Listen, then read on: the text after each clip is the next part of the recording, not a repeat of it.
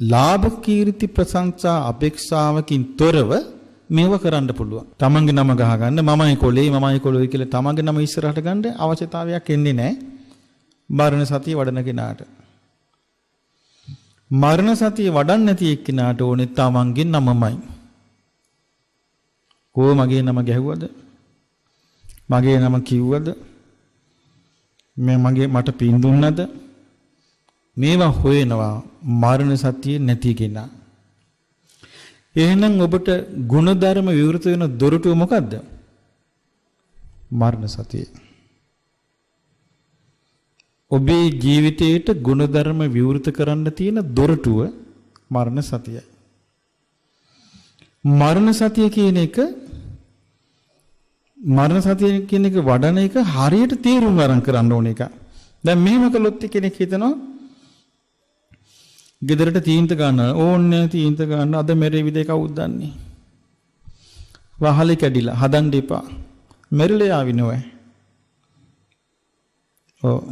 ලිඳ බොර වෙලා ඉහන්න එපා. මෙරිලා ආවි. ඒ මොකද්ද? ඒක ආසනීපයක්. ඒක මරණ සතිය නෙවෙයි.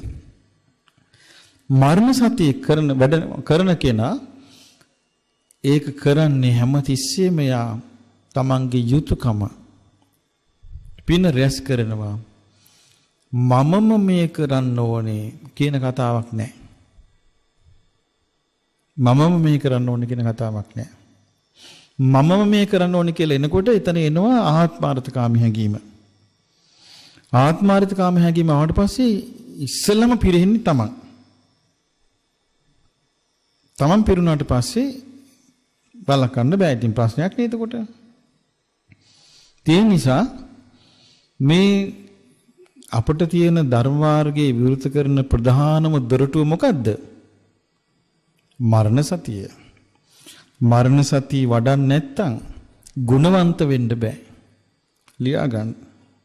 මරණ සතිය වඩන්නේ නැත්නම් ගුණවන්ත වෙන්න බෑ. මරණ සතියෙන් විතරයි මේ ධර්මයට එන්න පුළුවන්. ඉරිසියාව නැතුව ඉන්න පුළුවන්. කරපු පින් මතක් කරගෙන නිදා ගන්න පුළුවන්. නොවැළී ඉන්න පුළුවන්.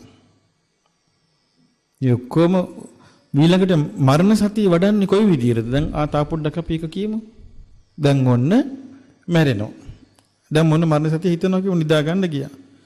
දැන් ඔන්න කල්පනා කරුණ ඇඳට ගිහලා කල්පනා කර ඕනද මං අද මැරෙනවා. ඊට පස්සේ කොහොමද හිතන්නේ මැරෙනවා කියලා? මෙහෙම හිතන්න. ඔන්න දැන් මැරෙනවා. ඊට පස්සේ බලන්න දැන් මම මැරෙනකොට දැන් මට මොකද්ද මතක් වෙන්නේ? මම මේ ගේ මතක් කරගෙන ඉන්නවද? ඊට පස්සේ බලන්න නෑ මේකේ සිමෙන්ති කඩෝල්නේ. මේක මතක් කරගෙන බෑ. ඔන්න ඒක අතෑරියා. වාහනේ මතක් කරගෙන දැන් මම මැරෙන්නේ. ඒක තහඩු නෑ. එහෙනම් ඒකත් බෑ. ඊට පස්සේ කල්පනා කරලා මොකද්ද? පොල් ගස් ටික මතක් කරගෙන දැන් මැරෙන්නේ. ඒකත් ඕනේ. අර ඒකත් අතෑරියා. ඊට පස්සේ ඔන්න බිරිඳ මතක් කරන් තමයි මැරෙන්නේ. එහෙම බෑ. මොකද එයත් මැරෙනවා කවදා හරි. එහෙනම් මං මැරෙන ස්වභාවයෙන් ඉඳිදී තව කෙනෙක් මැරෙන ස්වභාවයකට ඇලුම් කළා වැඩක් නැහැ. දරුවා මතක් කරන් තමයි මැරෙන්නේ. ඊට පස්සේ කල්පනා කරන්නේ පොඩි දරුවෝ ඉඳිදී අපි වගේ අම්මලා තාත්තලා කොච්චරක් මලා.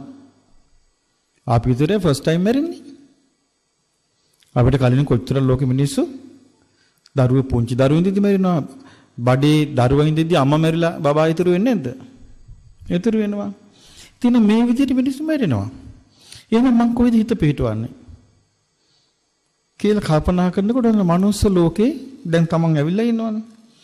ඊට පස්සේ බලනවා මේ මනුස්ස ලෝකේ මම මේ ආත්මෙ ඉපදිලා මම මොකද්ද ලැබුවේ? තමන්ට කරදර ගොඩක් විඳින්නේ නැද්ද මනුස්ස ලෝකේ? කරදර ගොඩක් විඳිනවා. එහෙනම් මනුස්ස ලෝකෙ පින් මට කරගන්න තිබිච්ච අවස්ථාව බොහොම ටිකයි තිබුණේ. කරදර ගොඩක මං හිටියේ. එහෙනම් මට දැන් මනුස්ස ලෝකෙ මම අතෑරියත් මං කොහෙද යන්නේ කියලා හිතනවා. එතකොට යාට යන්න තැනක් ඕන්න හැදෙනවා. කොහෙද? දෙවියන් අතරේ. එක්කෝ තව්තිසාවේ, එහෙම නැත්නම් යාමේ, එහෙම නැත්නම් තුසිතේ, එහෙම නැත්නම් නිම්මාටති, මේ වගේ දිව්‍ය ලෝකයක. ඊට පස්සේ බලනවා දිව්‍යයන් අතරට යන්න මට මොනවද මම රැස් කරන් තියෙන්නේ. ඒ දිව්‍යයන් අතරට යන්න බෑ මෙත් සිත නැති එක්කිනාට. මෛත්‍රී චිත්ත නැති එක්කිනාට යන්න බෑ. ඒතර බලනවා මම දැන් කාටවත් වෛරයෙන් පසු වෙනවාද? ඒතර කාගේ හරි කෙරෙහි අමනාපය තරහක් තිබ්බනම් ඒ වෙලාව එයා මොකද්ද මහන්සි ගන්නෙ? නිදා ගන්න ගිහිල්ලා ඒක දුරු කරනවා. වෛරය දුරු කරනවා. එතකොට ලොකු ඇල්මක් තිබ්බනම් ඒ ඇල්මත් දුරු කරනවා. ඊට පස්සේ යාට තියෙනවා සීලයක්, ඒ සීලය මෙනෙහි කරනවා. ඊට පස්සේ ආගේ ත්‍යාගයක්, දීප ගුණයක් තියෙනවා නම් ඒක මෙනෙහි කරනවා. රැස් කරපු පින මෙනෙහි කළා සතුටින් මෙත් සිත වඩ වඩා නිින්ද යනවා. ඔන්න උදේ ඇහැරෙනවා. මලේ නැහැ. ඇහැරුණේ නැහැ නේ. ඇහැරුණා උදේ. ඇහැරුණා මොකද්ද කල්පනා කරන්නේ? ඔන්න මට ආයෙත් දවසක් ආවා. ඊට පස්සේ පාන්දර නැගිටලා ළමයින්ට තී හදලා දෙනවා. උයනවා. කල්පනා කරනවා රසට උයලා දෙන්න ඕනේ. ඇයි මං අද මැරිද කවුද දන්නේ? මේ ළමන්ගේ අඳුන් ටික හොදලා දාන්න ඕනේ.